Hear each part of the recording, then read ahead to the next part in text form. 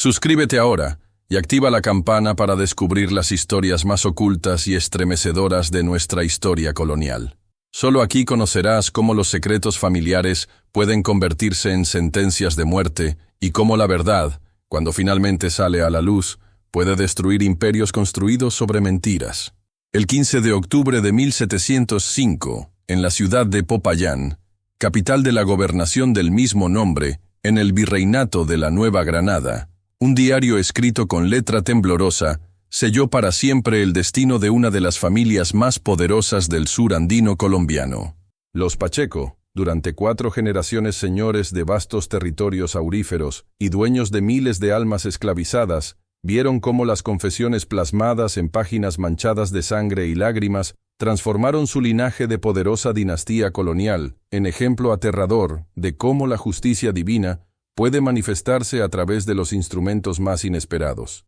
La familia Pacheco había llegado a América con las huestes de Sebastián de Benalcázar en 1536, participando activamente en la conquista y sometimiento de los pueblos indígenas del Valle del Cauca y las montañas caucanas. Don Jerónimo Pacheco de Mendoza, el fundador del linaje americano, había construido su fortuna inicial saqueando los tesoros de los caciques pubenenses y estableciendo después las primeras encomiendas de la región, donde sometió a miles de indígenas a trabajos forzados en minas de oro que generaban riquezas equivalentes a las del legendario Potosí. Su hijo, don Rodrigo Pacheco de la Vega, expandió el imperio familiar estableciendo alianzas matrimoniales con las principales casas nobles del virreinato y diversificando los negocios hacia el comercio de esclavos africanos, convirtiéndose en uno de los proveedores principales de mano de obra esclava para las minas de Antioquia y Chocó. Para 1705,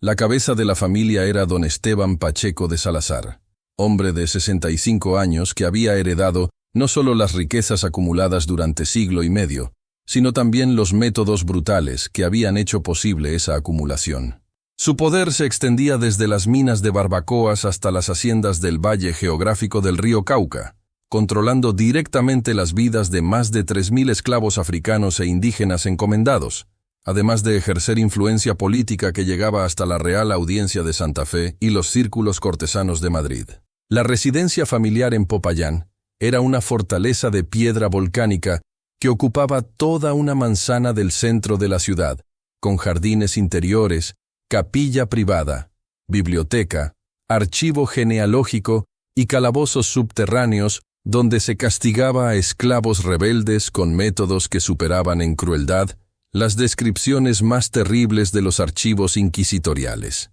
Don Esteban había tenido 5 hijos con su esposa legítima, doña Beatriz de Zúñiga y Requesens, descendiente directa de virreyes peruanos, y otros 14 hijos bastardos con esclavas e indígenas de sus propiedades, a quienes jamás reconoció oficialmente, pero que utilizaba como instrumentos de control social dentro de las haciendas y minas familiares. Sus hijos legítimos habían heredado tanto las riquezas como la crueldad paterna. Rodrigo, el primogénito de 40 años, administraba las minas de oro con métodos que incluían enterrar vivos a esclavos que no cumplieran las cuotas diarias de producción. Jerónimo, de 36 años, se había especializado en el comercio negrero y mantenía factorías privadas en Cartagena, donde compraba africanos recién llegados para revenderlos en el interior del virreinato. Carlos, de 32 años, controlaba las haciendas ganaderas y había desarrollado un sistema de marcaje humano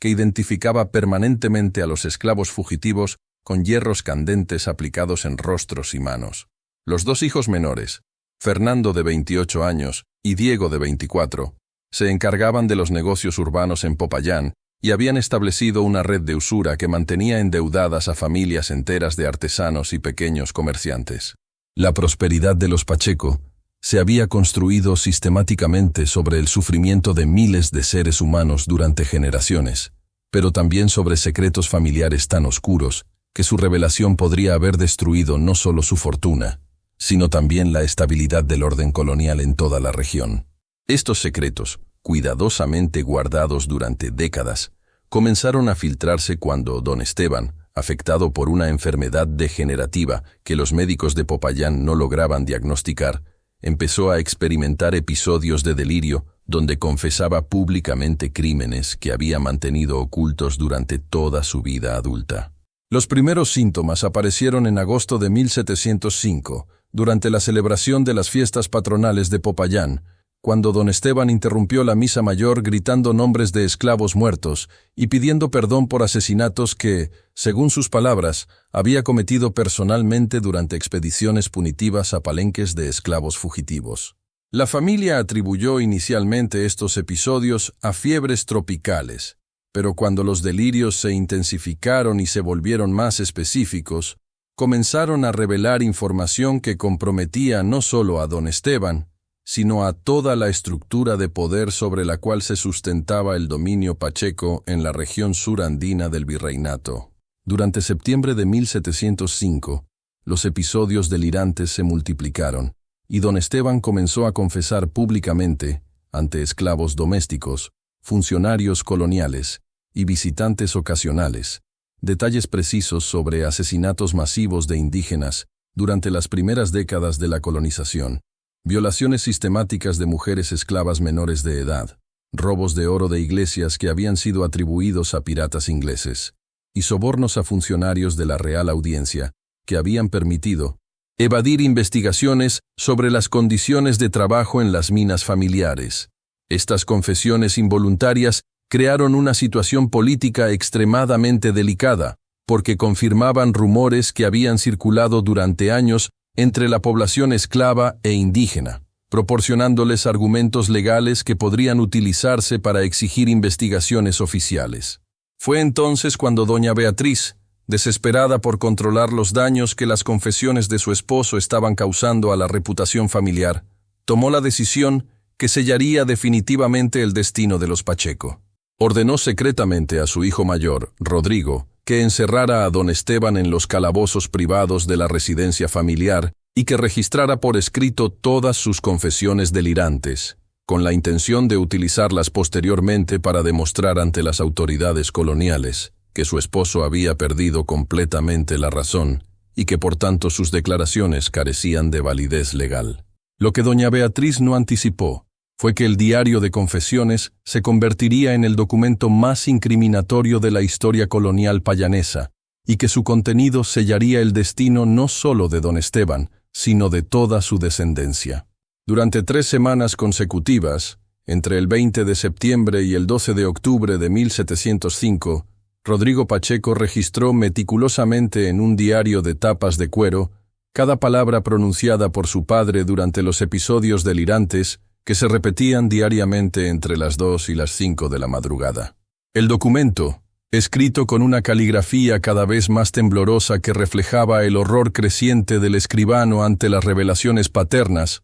contenía confesiones que superaban en brutalidad cualquier precedente documentado en los archivos del Santo Oficio o de las autoridades civiles coloniales. Don Esteban confesó haber participado personalmente en el asesinato de más de 500 indígenas durante las campañas de pacificación de los años 1660 a 1680, incluyendo la masacre completa de una aldea pubenense cuyos habitantes habían sido quemados vivos en sus propias casas, después de revelar la ubicación de minas de oro secretas. Las confesiones incluían también detalles precisos sobre la violación sistemática de niñas esclavas menores de 12 años, una práctica que don Esteban había institucionalizado como derecho señorial y que había resultado en el nacimiento de decenas de hijos mestizos que vivían en condiciones de esclavitud absoluta, sin posibilidad de reconocimiento o manumisión. El diario registraba nombres específicos, fechas exactas y ubicaciones precisas de estos crímenes, proporcionando evidencia documental que podría ser utilizada por cualquier fiscal colonial para procesar no solo a don Esteban, sino también a sus hijos, que habían participado activamente en muchas de estas actividades o las habían encubierto sistemáticamente. Pero las revelaciones más comprometedoras del diario se relacionaban con la red de corrupción que los Pacheco habían establecido durante décadas con funcionarios de la Real Audiencia, oficiales de la Real Hacienda y miembros del clero regular y secular. Don Esteban confesó haber sobornado sistemáticamente a jueces, escribanos y visitadores reales para evitar investigaciones sobre las condiciones de trabajo en sus minas, donde la mortalidad de esclavos superaba el 50% anual debido a métodos de extracción que incluían el uso de mercurio sin protección alguna y jornadas de trabajo subterráneo que se extendían hasta 18 horas continuas. También reveló haber financiado expediciones piratas contra galeones españoles,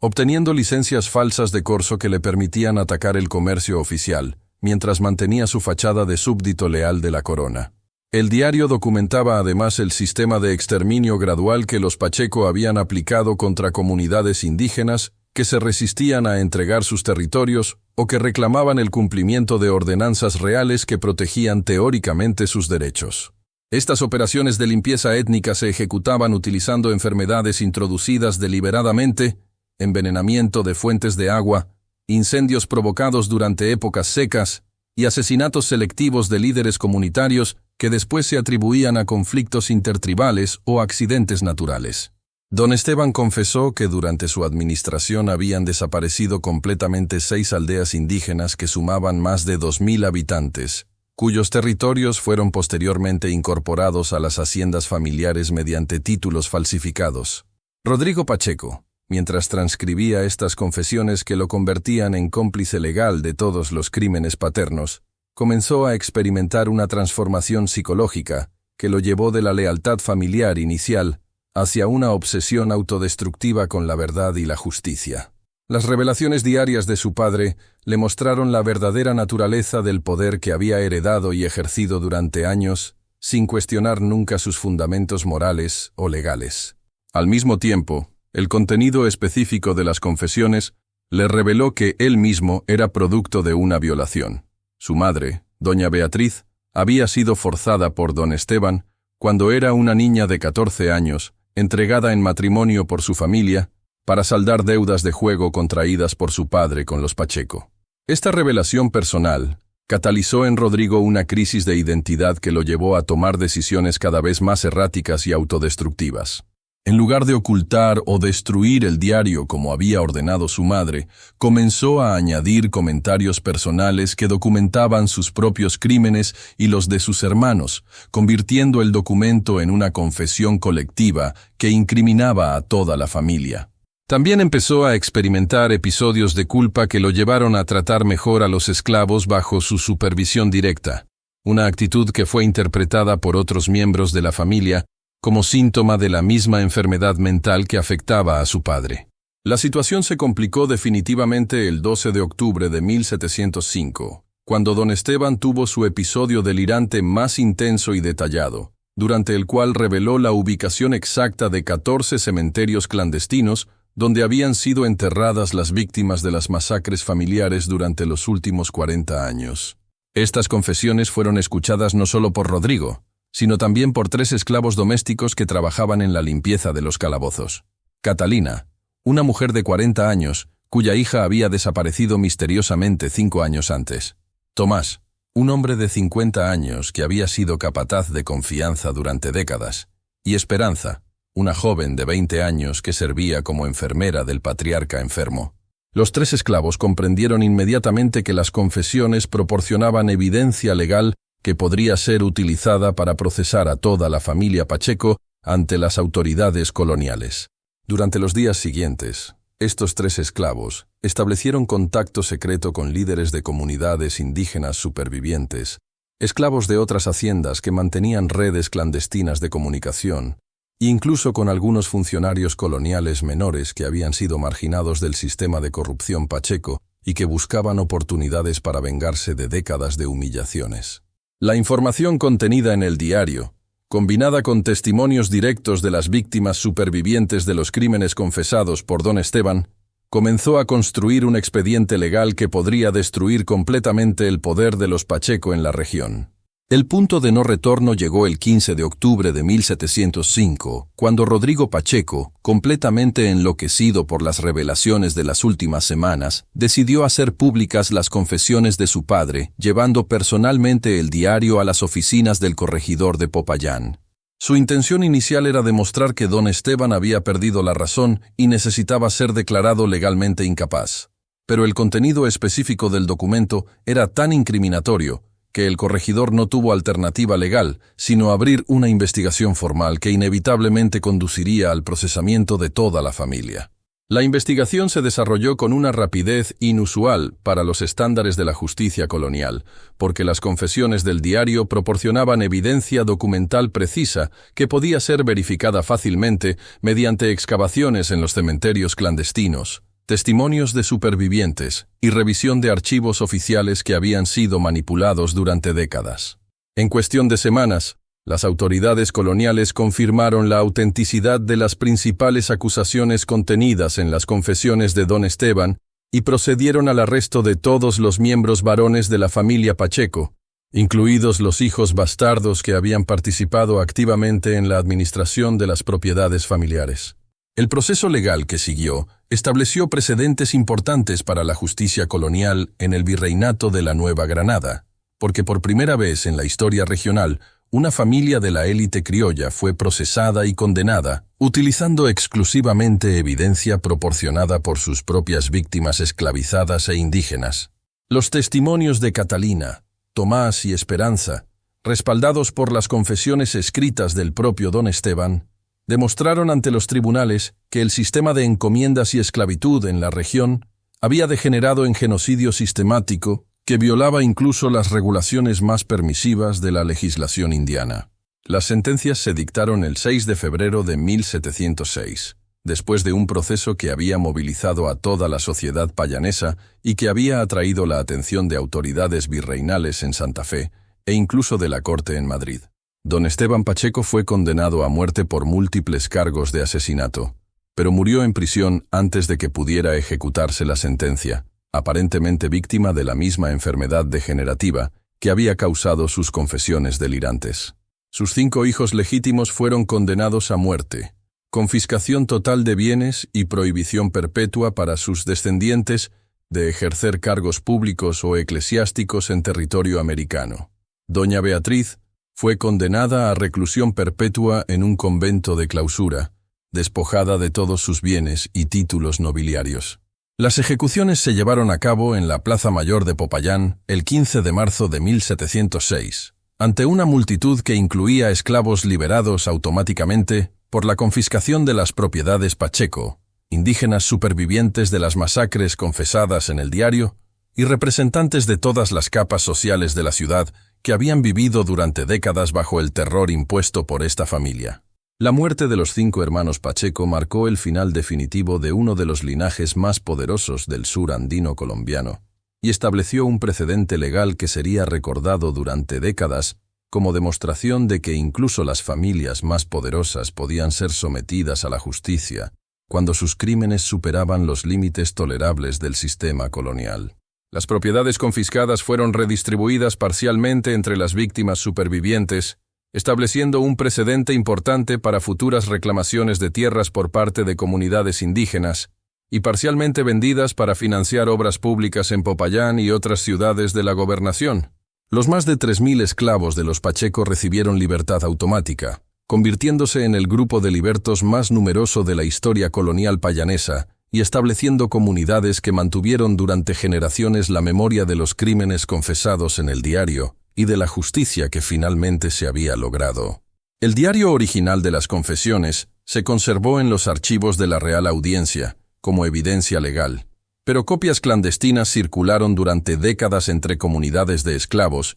y libertos de toda la región, sirviendo como inspiración para futuras rebeliones y reclamaciones legales. La historia de cómo las confesiones involuntarias de Don Esteban Pacheco destruyeron el linaje familiar más poderoso de Popayán se convirtió en leyenda que trascendió las fronteras regionales, demostrando que la justicia divina podía manifestarse a través de los instrumentos más inesperados cuando los crímenes humanos superaban todos los límites tolerables. Más de 300 años después, la historia del diario de los Pacheco nos confronta con verdades incómodas sobre la construcción del poder colonial en América y sobre los mecanismos psicológicos que pueden transformar la culpa individual en justicia colectiva. Una familia que había construido su imperio sobre el sufrimiento sistemático de miles de seres humanos, vio cómo sus propios secretos se convertían en instrumentos de su destrucción, demostrando que ningún sistema de opresión es sostenible cuando las víctimas encuentran oportunidades para hacer valer sus derechos utilizando las propias contradicciones del sistema que las oprime. Si esta historia de justicia inesperada te ha impactado, suscríbete para más relatos que revelan cómo la verdad puede emerger de los lugares más oscuros para transformar el curso de la historia. ¿Conoces otras historias donde los secretos familiares se convirtieron en instrumentos de justicia? Compártelas en los comentarios y únete a esta comunidad que rescata las voces silenciadas del pasado colonial americano.